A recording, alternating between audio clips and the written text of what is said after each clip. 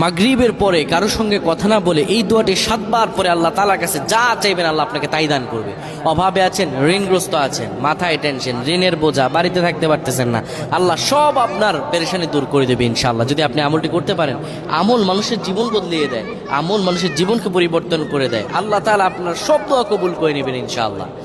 মাগরিব নামাজের পরে কিবলামুখী হয়ে থাকবেন, কারোর সঙ্গে কথা বলবেন না, কারোর সঙ্গে কথা না বলে কিবলামুখী হয়ে আপনি পড়বেন আল্লাহুম্মা আজিরনা মিনান নার, আল্লাহুম্মা আজিরনা মিনান নার, আল্লাহুম্মা আজিরনা মিনান নার।